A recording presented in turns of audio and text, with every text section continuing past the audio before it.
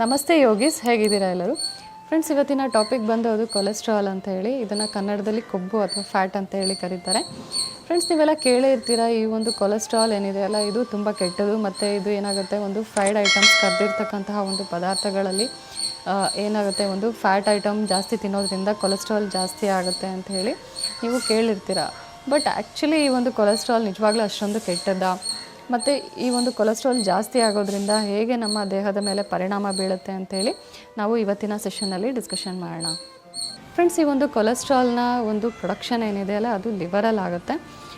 ಈ ಒಂದು ಕೊಲೆಸ್ಟ್ರಾಲ್ನ ಇಂಪಾರ್ಟೆಂಟ್ ಆದಂತಹ ಒಂದು ಫಂಕ್ಷನ್ಸ್ಗಳು ಇರುತ್ತೆ. ಸೊ ಅದು ಯಾವ್ದ್ಯಾವುದು ಅಂತ ಅಂದರೆ, ಒಂದು ಮೇನ್ ಅಂದರೆ ಸೆಲ್ ಫಾರ್ಮೇಷನ್ ಅಂತ ಹೇಳಿ, ಅಂದರೆ ಜೀವಕೋಶಗಳ ಒಂದು ಉತ್ಪತ್ತಿ ಏನಾಗುತ್ತೆ ಅಲ್ಲ, ಈ ಒಂದು ಕೊಲೆಸ್ಟ್ರಾಲ್ನ ಸಹಾಯದಿಂದನೇ ಆಗುತ್ತೆ. ನೆಕ್ಸ್ಟ್ ಬಂದುಬಿಟ್ಟು ಅದು ವಿಟಮಿನ್ ಡಿ ಫಾರ್ಮೇಷನ್ ಅಂತ ಹೇಳಿ. ಸೊ ನಮ್ಮ ದೇಹದಲ್ಲಿ ವಿಟಮಿನ್ ಡಿ ತುಂಬ ಅವಶ್ಯಕತೆ ಇರುತ್ತೆ ನಮ್ಮ ಮೂಳೆಗಳಿಗೆ. ಸೊ ಇದು ವಿಟಮಿನ್ ಡಿಯ ಒಂದು ಪ್ರೊಡಕ್ಷನಿಗೆ ಏನಾಗುತ್ತೆ, ಈ ಒಂದು ಕೊಲೆಸ್ಟ್ರಾಲ್ ಹೆಲ್ಪ್ ಮಾಡುತ್ತೆ. ಥರ್ಡ್ ಪಾಯಿಂಟ್ ಬಂದುಬಿಟ್ಟು ಫ್ರೆಂಡ್ಸ್, ಇದೇನಾಗುತ್ತೆ, ಹಲವಾರು ಹಾರ್ಮೋನ್ಗಳ ಒಂದು ಉತ್ಪತ್ತಿ ಏನಾಗುತ್ತಲ್ಲ, ಈ ಒಂದು ಕೊಲೆಸ್ಟ್ರಾಲ್ನ ಸಹಾಯದಿಂದ ಆಗುತ್ತೆ. ಸೊ ಫ್ರೆಂಡ್ಸ್, ನೀವು ಇಲ್ಲಿಗೆ ಏನಾಗುತ್ತೆ ತಿಳ್ಕೊಬೋದು ಎಷ್ಟು ಇಂಪಾರ್ಟೆಂಟ್ ಈ ಒಂದು ಕೊಲೆಸ್ಟ್ರಾಲ್ ನಮ್ಮ ದೇಹಕ್ಕೆ ಅಂತ ಹೇಳಿ. ಫ್ರೆಂಡ್ಸ್, ಈ ಒಂದು ಕೊಲೆಸ್ಟ್ರಾಲ್ ಏನಿದೆ ಅಲ್ಲ, ನಮ್ಮ ಬ್ಲಡ್ಡಲ್ಲಿ ಏನಾಗುತ್ತಲ್ಲ, ಈ ಒಂದು ಕೊಲೆಸ್ಟ್ರಾಲ್ ಒಂದು ಲಿಪೋಪ್ರೋಟೀನ್ ಅಂತ ಹೇಳಿ ಕರೀತಾರೆ. ಸೊ ಈ ಒಂದು ಲಿಪೋಪ್ರೋಟೀನ್ ಫಾರ್ಮಲ್ಲಿ ಏನಾಗುತ್ತೆ, ಸೊ ಬ್ಲಡ್ಡಲ್ಲಿ ಏನಾಗುತ್ತೆ, ಇದು ಇದರ ಒಂದು ಪ್ರೆಸೆನ್ಸ್ ಇರುತ್ತೆ. ಸೊ ಲಿಪೋಪ್ರೋಟೀನ್ ಫಾರ್ಮಲ್ಲಿ ಬ್ಲಡ್ಡಲ್ಲಿ ಇರುತ್ತೆ ಈ ಒಂದು ಕೊಲೆಸ್ಟ್ರಾಲ್. ಸೊ ಫ್ರೆಂಡ್ಸ್, ಏನಾಗುತ್ತೆ, ಈ ಒಂದು ಲಿಪೋಪ್ರೋಟೀನ್ ಏನಿದೆ ಅಲ್ಲ, ನಮಗೆ ಏನು ಸೆಲ್ಸ್ಗಳಿಗೆ ಮತ್ತು ಆರ್ಗನ್ಸ್ಗಳಿಗೆ, ಜೀವಕೋಶಗಳಿಗೆ ಏನು ಕೊಲೆಸ್ಟ್ರಾಲ್ನ ಅವಶ್ಯಕತೆ ಇರುತ್ತಲ್ಲ, ಈ ಒಂದು ಲಿಪೋಪ್ರೋಟೀನ್ ಏನಿದೆ ಅಲ್ಲ, ರಕ್ತದ ಮುಖಾಂತರ ಹೋಗ್ಬಿಟ್ಟು ಸೊ ನಮ್ಮ ಎಲ್ಲ ಸೆಲ್ಸ್ಗಳಿಗೆ ಮತ್ತು ನಮ್ಮ ಆರ್ಗನ್ಸ್ಗಳಿಗೆ ಏನಾಗುತ್ತೆ, ಈ ಒಂದು ಕೊಲೆಸ್ಟ್ರಾಲ್ನ ಸಪ್ಲೈ ಆಗ್ತಾ ಇರುತ್ತೆ. ಫ್ರೆಂಡ್ಸ್, ಈ ಒಂದು ಲಿಪೋಪ್ರೋಟೀನ್ ಏನಿದೆ ಅಲ್ಲ, ಇದು ಎರಡು ಟೈಪ್ಸ್ ಇರುತ್ತೆ ಇದರಲ್ಲಿ. ಸೊ ಮೊದಲನೇದಾಗಿ ಬಂದುಬಿಟ್ಟು ಅದು ಲೋ ಡೆನ್ಸಿಟಿ ಲಿಪೋಪ್ರೋಟೀನ್ ಮತ್ತು ಹೈ ಡೆನ್ಸಿಟಿ ಲಿಪೋಪ್ರೋಟೀನ್ ಅಂತ ಹೇಳಿ. ಫ್ರೆಂಡ್ಸ್, ಏನಂದರೆ ಈ ಒಂದು ಲೋ ಡೆನ್ಸಿಟಿ ಲಿಪೋಪ್ರೋಟೀನ್ ಏನಿದೆ ಅಲ್ಲ, ಇದನ್ನು ಬ್ಯಾಡ್ ಕೊಲೆಸ್ಟ್ರಾಲ್ ಅಂತ ಹೇಳಿ ಕರೀತಾರೆ. ಏಕೆಂದರೆ ಈ ಒಂದು LDL ಏನಿದೆ ಅಲ್ಲ, ಈ ಒಂದು ಲೋ ಡೆನ್ಸಿಟಿ ಲಿಪೋಪ್ರೋಟೀನ್ ಏನಾಗುತ್ತೆ, ಇದು ರಕ್ತದಲ್ಲಿ ಜಾಸ್ತಿ ಆದಾಗ, ಈ ಒಂದು ಅಂಶ ಜಾಸ್ತಿ ಆದಾಗ ಏನಾಗುತ್ತೆ, ನಮ್ಮ ಆರ್ಟ್ರೀಸ್ ಏನಿದೆ ಅಲ್ಲ, ನಮ್ಮ ರಕ್ತನಾಳಗಳಲ್ಲಿ ಏನಾಗುತ್ತೆ, ಈ ಒಂದು LDL ಏನಿದೆ ಅಲ್ಲ, ಇದು ರಕ್ತನಾಳಗಳಲ್ಲಿ ಡೆಪಾಸಿಟ್ ಆಗ್ತಾ ಹೋಗುತ್ತೆ. ಸೊ ನೀವು ಈ ಪಿಕ್ಚರಲ್ಲಿ ನೋಡ್ಬೋದು. ಸೊ ಈ ರೀತಿ ನಮ್ಮ ಆರ್ಟ್ರೀಸ್ಗಳು ಏನಾಗುತ್ತೆ, ಒಂದು ಬ್ಲಾಕೇಜ್ ಆಗುತ್ತೆ. ಸೊ ಈ ಒಂದು ಆರ್ಟ್ರೀಸ್ಗಳು ಏನಾಗುತ್ತೆ, ಬ್ಲಾಕೇಜ್ ಆಗೋದ್ರಿಂದ ಏನಾಗುತ್ತೆ, ನಮಗೆ ಬೇಗ ಹಾರ್ಟ್ ಅಟ್ಯಾಕ್ ಆಗ್ಬೋದು ಅಥವಾ ಸ್ಟ್ರೋಕ್ ಆಗ್ತಕ್ಕಂತಹ ಒಂದು ಚಾನ್ಸಸ್ಗಳು ಜಾಸ್ತಿ ಇರುತ್ತೆ.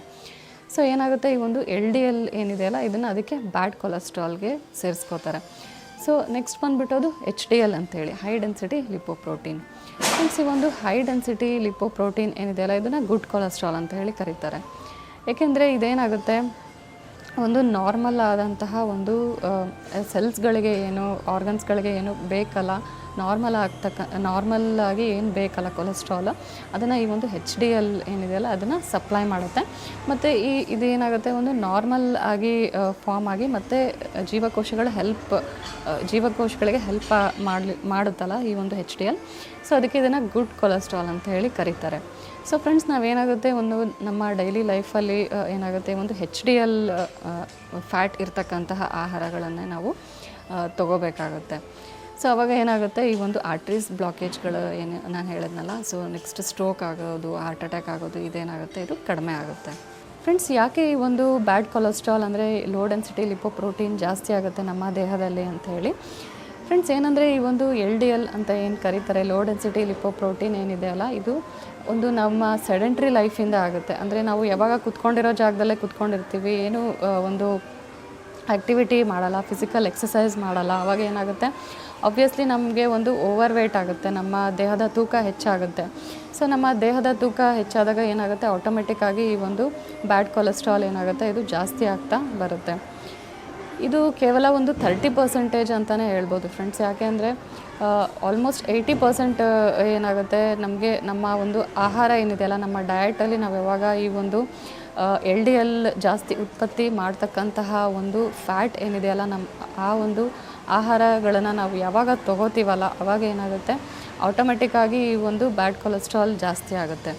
ಸೊ ತುಂಬ ಇಂಪಾರ್ಟೆಂಟ್ ಏನಂತ ಅಂದರೆ, ನಾವು LDLನ ಉತ್ಪತ್ತಿ ಮಾಡ್ತಕ್ಕಂತಹ ಫ್ಯಾಟ್ ಏನಿದೆಯಲ್ಲ ಅದನ್ನು ತುಂಬ ಕಡಿಮೆ ಅಥವಾ ಕಂಪ್ಲೀಟಾಗಿ ಅವಾಯ್ಡ್ ಮಾಡೋದೇ ತುಂಬ ಬೆಟರ್.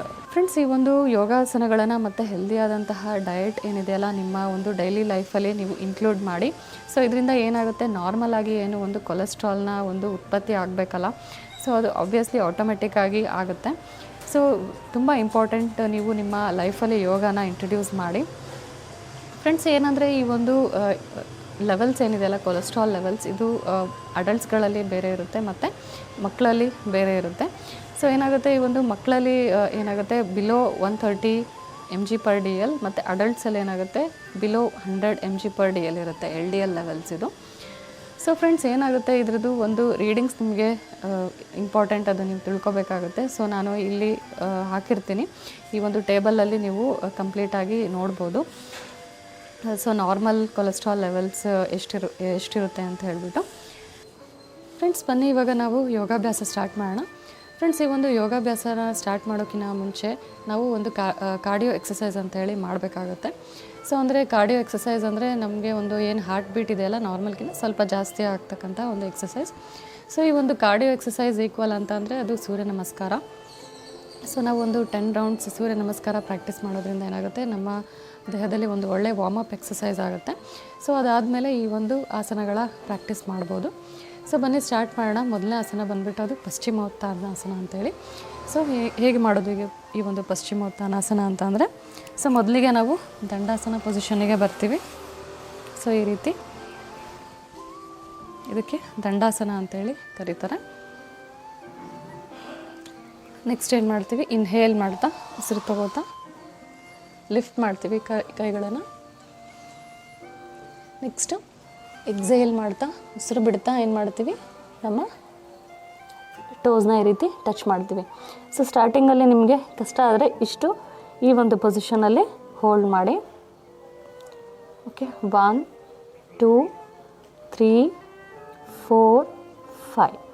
ಸೊ ನಿಮಗೆ ಡೈಲಿ ನಿಮಗೆ ಇದು ಎಕ್ಸಸೈಸ್ ಮಾಡ್ತಾನಾಗುತ್ತೆ, ಫ್ಲೆಕ್ಸಿಬಿಲಿಟಿ ಆಟೋಮೆಟಿಕ್ಕಾಗಿ ಇಂಪ್ರೂವ್ ಆಗುತ್ತೆ. ಸೊ ಅವಾಗ ಏನು ಮಾಡ್ಬೋದು ನೀವು, ಸೊ ನಿಮ್ಮ ಕೈಗಳನ್ನು ಈ ರೀತಿ ನಿಮ್ಮ ಪಾದಕ್ಕೆ ಈ ರೀತಿ ಇಟ್ಕೊಂಡ್ಬಿಟ್ಟು ಏನು ಮಾಡ್ಬೋದು, ಸೊ ಇನ್ಹೇಲ್ ಎಕ್ಸೇಲ್ ಮಾಡ್ತಾ ಟಚ್ ಮಾಡಿ ನೀ ಜಾಯಿಂಟ್ಗೆ.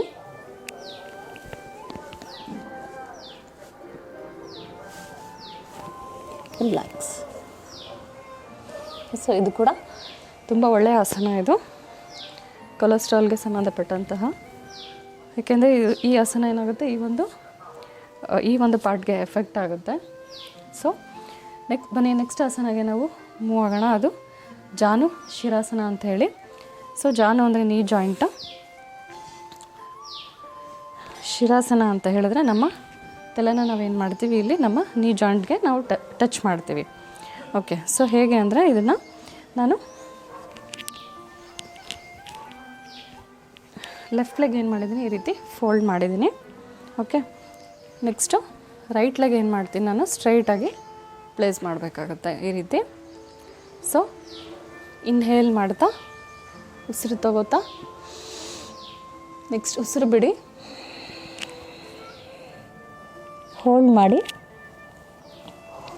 1 2 3 4 5. ಉಸಿರು ತಗೊಳ್ಳಿ, ರಿಲ್ಯಾಕ್ಸ್. ಸೊ ಇದು ಕೂಡ ತುಂಬ ಒಳ್ಳೆಯ ಒಂದು ಆಸನ, ತುಂಬ ಒಳ್ಳೆಯ ಸ್ಟ್ರೆಚ್ ಕೊಡುತ್ತೆ ನಮಗೆ. ಬನ್ನಿ ಈಗ ಆಪೋಸಿಟ್ ಲೆಗ್ ಮಾಡೋಣ. ಸೊ ಆಪೋಸಿಟ್ ಸೈಡ್ ಈ ರೀತಿ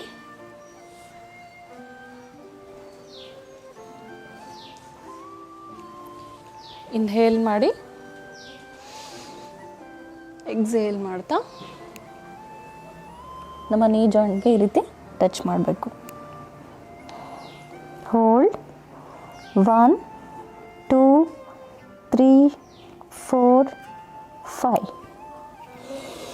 ಇನ್ಹೇಲ್ ಎಕ್ಸೇಲ್.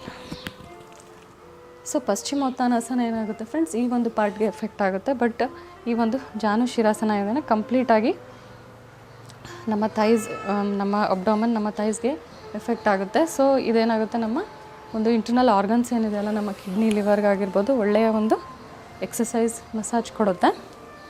ಸೊ ಬನ್ನಿ ನೆಕ್ಸ್ಟ್ ಆಸನಗೆ ನಾವು ಮೂವ್ ಆಗೋಣ. ಅದು ಅರ್ಧ ಮತ್ಸ್ಯೇಂದ್ರಾಸನ ಅಂತ ಹೇಳಿ. ಸೊ ಇದನ್ನು ಹೇಗೆ ಮಾಡೋದು ಅಂತ ಅಂದರೆ ಒಂದು ಇದ್ರದ್ದು ಒರಿಜಿನಲ್ ಹೇಗೆ ಅಂತೇಳಿ ನಾನು ತೋರಿಸ್ತೀನಿ. ನಂತರ ಇದರ ಒಂದು ವೇರಿಯೇಷನ್ ಹೇಗೆ ಮಾಡ್ಬೋದು ಅಂತೇಳಿ ನೆಕ್ಸ್ಟ್ ತೋರಿಸ್ತೀನಿ. ಸೊ ಮೊದಲನೇದಾಗಿ ನಾವೇನು ಮಾಡ್ತೀವಿ, ಈ ರೀತಿ ನಾನು ರೈಟ್ ಲೆಗ್ ಏನು ಮಾಡ್ತೀನಿ, ಈ ರೀತಿ ಫೋಲ್ಡ್ ಮಾಡಿದ್ದೀನಿ. ಓಕೆ, ಸೊ ನೋಡಿ ಈ ರೀತಿ. ನೆಕ್ಸ್ಟ್ ಏನು ಮಾಡ್ತೀನಿ, ನಾನು ಈ ಒಂದು ನನ್ನ ನೀ ಜಾಯಿಂಟ್ ಏನಿದೆಯಲ್ಲ ನನ್ನ ಕೈಗಳಿಂದ ಈ ರೀತಿ ಪುಷ್ ಮಾಡ್ತೀನಿ. ಓಕೆ, ಸೊ ಈ ರೀತಿ ಎಷ್ಟಾಗುತ್ತೋ ಅಷ್ಟು ಈ ರೀತಿ ಪುಷ್ ಮಾಡ್ತೀನಿ. ಕೈಗಳು ಬ್ಯಾಕ್ ಸೈಡ್ ಇರಲಿ. ಸೊ ನನ್ನ ಈ ಒಂದು ಸ್ಪೈನ್ ಏನಿದೆಯಲ್ಲ ಬ್ಯಾಕ್ ಸ್ಟ್ರೈಟ್ ಇರಬೇಕು. ಸೊ ಈ ರೀತಿ ಒಳ್ಳೆ ಟ್ವಿಸ್ಟ್ ಮಾಡ್ತೀನಿ. Hold 1 2 3 4 5. Inhale, exhale. So friends, ಇದು ಕೂಡ ತುಂಬ ಒಳ್ಳೆ ಆಸನ ಮತ್ತು ಒಳ್ಳೆ ಟ್ವಿಸ್ಟ್ ಕೊಡುತ್ತೆ ಇದು. ಬನ್ನಿ ಈಗ ಆಪೋಸಿಟ್ ಡೈರೆಕ್ಷನ್ ಮಾಡೋಣ. ಸೊ ಈ ರೀತಿ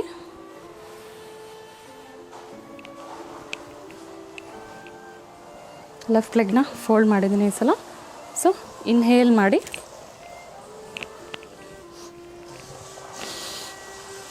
twist, hold 1 2 3 4 5. Inhale, exhale, relax. So friends, ಇದೇನಾಗುತ್ತೆ, ಈ ಒಂದು ಆಸನ ಏನಾಗುತ್ತೆ, ಸೊ ಟಮ್ಮಿ ಹೊಟ್ಟೆ ಇದ್ದವ್ರಿಗೆ ಏನಾಗುತ್ತೆ, ಈ ಒಂದು ಆಸನ ಮಾಡಲಿಕ್ಕೆ ಕಷ್ಟ ಆಗುತ್ತೆ. ಸೊ ಇದ್ರದ್ದು ಇನ್ನೊಂದು ವೇರಿಯೇಷನ್ ಏನಂತ ಅಂದರೆ, ಸೊ ಈ ರೀತಿ ಒಂದು ಕಾಲನ್ನ ಈ ರೀತಿ ಫೋಲ್ಡ್ ಮಾಡಬೇಕು.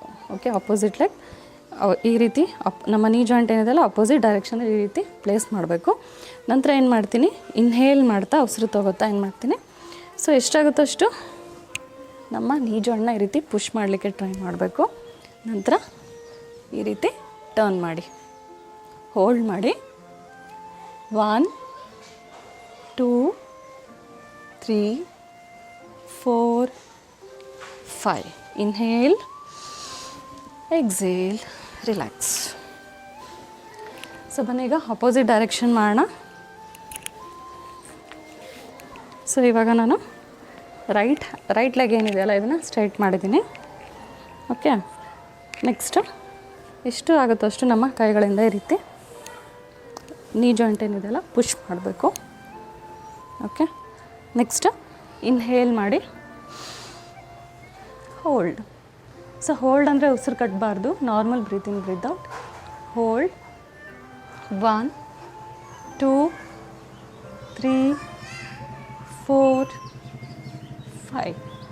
Relax. Inhale, exhale, relax. So ನಮ್ಮ ಸ್ಪೈನ್ ಸ್ಟ್ರೈಟ್ ಇರಬೇಕಾಗುತ್ತೆ. ಓಕೆ, ಸೊ ಫ್ರೆಂಡ್ಸ್, ಇದಾಗಿತ್ತು ಅರ್ಧ ಮತ್ಸ್ಯೇಂದ್ರಾಸನ ಅಂತೇಳಿ.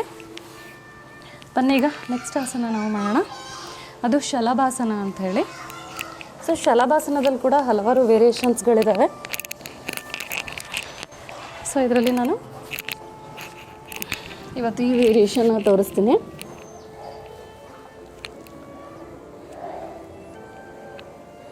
ಸೊ ನಾವೇನು ಮಾಡಬೇಕಾಗುತ್ತೆ, ನಮ್ಮ ಹೊಟ್ಟೆ ಮೇಲೆ ಈ ರೀತಿ ಮಲ್ಕೋಬೇಕು. ಸೊ ಇದನ್ನು ಸುಪೈನ್ ಪೊಸಿಷನ್, ಪ್ರೋನ್ ಪೊಸಿಷನ್ ಅಂತಾರೆ. ಫ್ರೆಂಡ್ಸ್, ಇಲ್ಲಿ ನಾವೇನು ಮಾಡ್ತೀವಿ, ಇನ್ಹೇಲ್ ಮಾಡ್ತಾ ಉಸಿರು ತಗೋತೀವಿ. ನೆಕ್ಸ್ಟ್ ಉಸಿರು ಬಿಡ್ತಾ ಏನು ಮಾಡ್ತೀವಿ, ಈ ರೀತಿ ಲಿಫ್ಟ್ ಮಾಡೋಣ. ಈ ಒಂದು ಪೊಸಿಷನ್ಗೆ ಹೋಲ್ಡ್ ಮಾಡಿ 1 2 3 4 5. Relax.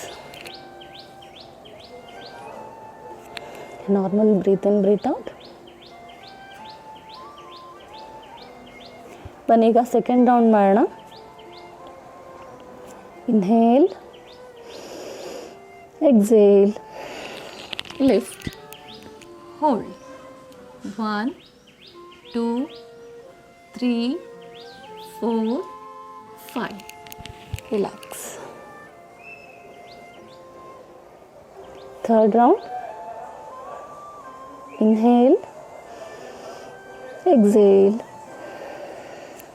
lift, hold, 1, 2, 3, 4, 5, relax. Normal breathe in, breathe out.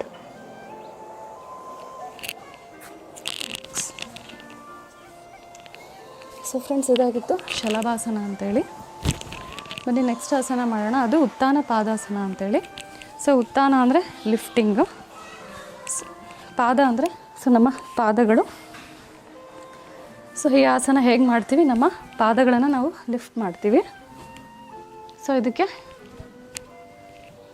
Supine position, ಈ ಒಂದು ಪೊಸಿಷನಲ್ಲಿ ನಾವು ಬೆನ್ನ ಮೇಲೆ ಈ ರೀತಿ ಮಲ್ಕೋಬೇಕು. ನೆಕ್ಸ್ಟ್ ಏನು ಮಾಡ್ತೀವಿ ಫ್ರೆಂಡ್ಸ್, ಇಲ್ಲಿ ಏನು ಮಾಡ್ತೀವಿ, ಸೊ 45 ಮತ್ತು 90 ಡಿಗ್ರಿಗೆ ಏನು ಮಾಡ್ತೀವಿ, ನಮ್ಮ ಪಾದಗಳನ್ನು ಲಿಫ್ಟ್ ಮಾಡೋಣ. ಓಕೆ, ಸೊ ಮೊದಲನೇದಾಗಿ 45 ಡಿಗ್ರಿ ಇನ್ಹೇಲ್. ಸೊ ಇದನ್ನು ಈ ಕೈಗಳ ಪೊಸಿಷನ್ ಇಲ್ಲಾರ ಇರ್ಬೋದು ಅಥವಾ ಬ್ಯಾಕ್ ಸೈಡ್, ಸೊ ನಮ್ಮ ತಲೆ ಕೆಳಗೆ ಈ ರೀತಿ ನಮ್ಮ ಕೈಗಳನ್ನು ಪ್ಲೇಸ್ ಮಾಡಿ ಕೂಡ ಲಿಫ್ಟ್ ಮಾಡ್ಬೋದು. ಒಂದೊಳ್ಳೆ ಸಪೋರ್ಟ್ ಸಿಗುತ್ತೆ ಈ ರೀತಿ ಮಾಡೋದ್ರಿಂದ. ಓಕೆ, ಇನ್ಹೇಲ್ ಮಾಡಿ ಉಸಿರು ತಗೊಳ್ಳಿ. Exhale, lift, hold, 1, 2, 3, 4, 5, relax.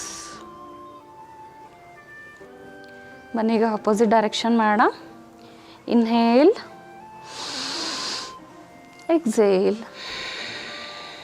Hold, 1, 2, 3, 4, 5, relax. Next ಇವಾಗ ಎರಡು ಕಾಲುಗಳನ್ನು ಏನು ಮಾಡೋಣ, 45 ಡಿಗ್ರಿಗೆ ಲಿಫ್ಟ್ ಮಾಡೋಣ. Okay, inhale, exhale, hold, 1, 2, 3, 4, 5, relax. Next friends, ಇವಾಗ 90 ಡಿಗ್ರಿಗೆ ಲಿಫ್ಟ್ ಮಾಡೋಣ. ಸೊ ಇಲ್ಲೇನು ಮಾಡ್ಬೋದು, ಫಸ್ಟು ನಮ್ಮ ಕೈಗಳ ಸಪೋರ್ಟಿಂದ ಈ ರೀತಿ ಲಿಫ್ಟ್ ಮಾಡೋಣ first. Okay, hold, 1, 2, 3, 4, 5, relax. Opposite direction. Inhale, exhale, lift. So ಈ ರೀತಿ ನಾವು ಏನು ಮಾಡ್ಬೋದು, ನಮ್ಮ ಕೈಗಳ ಹೆಲ್ಪಿಂದ ಏನು ಮಾಡ್ಬೋದು, ಈ ರೀತಿ ಲಿಫ್ಟ್ ಮಾಡಿ ಹೋಲ್ಡ್ ಮಾಡ್ಬೋದು. 1, 2, 3, 4, 5, ರಿಲ್ಯಾಕ್ಸ್. ಈಗ ಎರಡು ಕಾಲುಗಳನ್ನು ಲಿಫ್ಟ್ ಮಾಡೋಣ 90 ಡಿಗ್ರಿಗೆ. Okay, inhale, exhale, hold, 1, 2, 3, 4, 5, relax.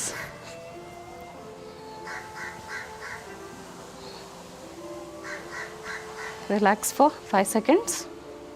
Normal breathe in, breathe out.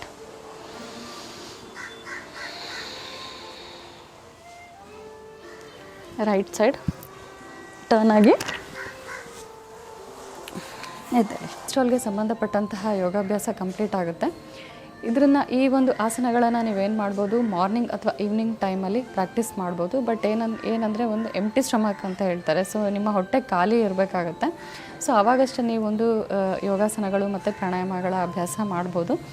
Friends, ಈ ಒಂದು ಕೊಲೆಸ್ಟ್ರಾಲ್ಗೆ ಸಂಬಂಧಪಟ್ಟಂತಹ ಒಂದು ಇಂಪಾರ್ಟೆಂಟ್ ಆದಂತಹ ಒಂದು ಪ್ರಾಣಾಯಾಮ ಅಭ್ಯಾಸ ಮಾಡ್ಬೋದು ಅಂತ ಅಂದರೆ ಅದು ಕಪಾಲಭಾತಿ ಅಂತೇಳಿ.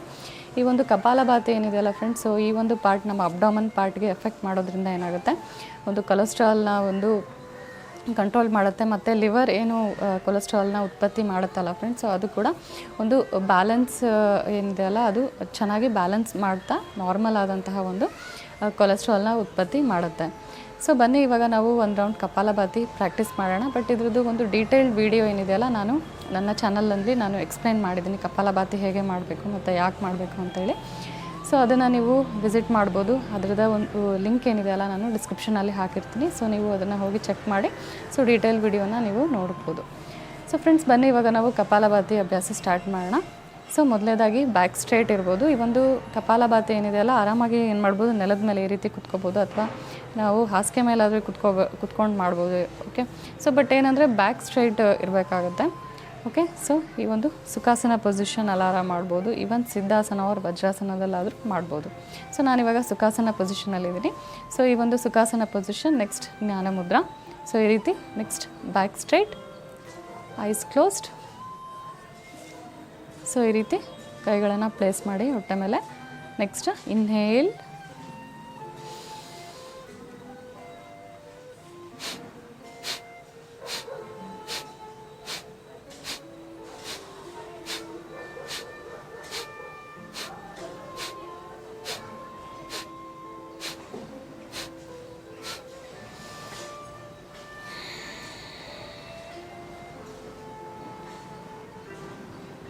ರಿಲ್ಯಾಕ್ಸ್. ಫ್ರೆಂಡ್ಸ್ ಬನ್ನಿ ಇವಾಗ ನಾವು ನೆಕ್ಸ್ಟ್ ಪಾರ್ಟ್ಗೆ ಮೂವ್ ಆಗೋಣ. ಅದು ಕೆಲವು ಹೋಮ್ ರೆಮಿಡೀಸ್ ಫಾಲೋ ಮಾಡೋದ್ರಿಂದ ಈ ಒಂದು ಕೊಲೆಸ್ಟ್ರಾಲ್ನ ನಿಯಂತ್ರಣ ಆಗುತ್ತೆ.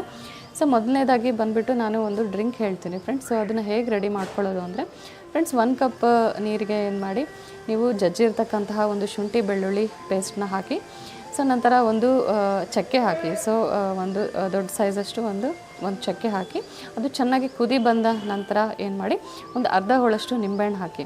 ಸೊ ಇಲ್ಲಿಗೆ ಈ ಒಂದು ಡ್ರಿಂಕ್ ರೆಡಿ ಆಗುತ್ತೆ. ಇದನ್ನು ಸೋಸ್ಬಿಟ್ಟು ನೀವು ಡೈಲಿ ಬೆಳಗ್ಗೆ ಮಾರ್ನಿಂಗ್ ಇದನ್ನು ಸೇವನೆ ಮಾಡ್ತಾ ಬನ್ನಿ. ಇದರಿಂದ ಏನಾಗುತ್ತೆ, ಒಂದು ಕೊಲೆಸ್ಟ್ರಾಲ್ನ ಒಂದು ಕಂಟ್ರೋಲ್ ಆಗ್ತಕ್ಕಂತಹ ಚಾನ್ಸ್ ಭಾಳ ಇರುತ್ತೆ. ಫ್ರೆಂಡ್ಸ್, ಸೆಕೆಂಡ್ ಪಾಯಿಂಟ್ ಬಂದುಬಿಟ್ಟು ಆಮ್ಲ. ಸೊ ಆಮ್ಲಕ್ಕಿ ನೀವು ಕೇಳೇ ಇರ್ತೀರ.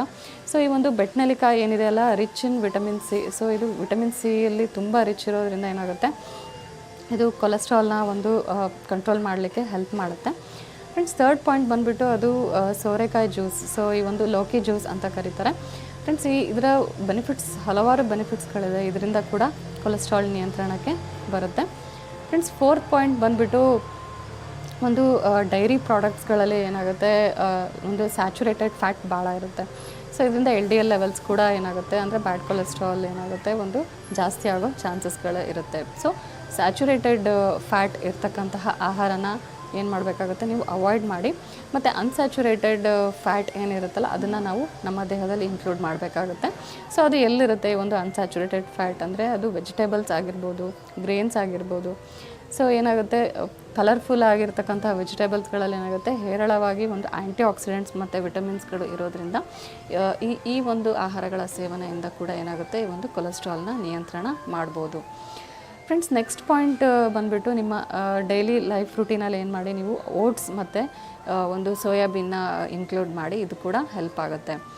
ಫ್ರೆಂಡ್ಸ್, ನೆಕ್ಸ್ಟ್ ಬಂದುಬಿಟ್ಟು ಅದು ಆಯಿಲ್. ಸೊ ನಾವು ಕಂಪ್ಲೀಟಾಗಿ ನಮ್ಮ ಆಹಾರ ಏನು ನಾವು ರೆಡಿ ಮಾಡ್ಕೊತೀವಲ್ಲ ಫ್ರೆಂಡ್ಸ್, ಅದೇನಾಗುತ್ತೆ, ಆಯಿಲಿಂದನೇ ನಾವು ಆಯಿಲಿಂದನೇ ರೆಡಿ ಮಾಡ್ತಿರ್ತೀವಿ.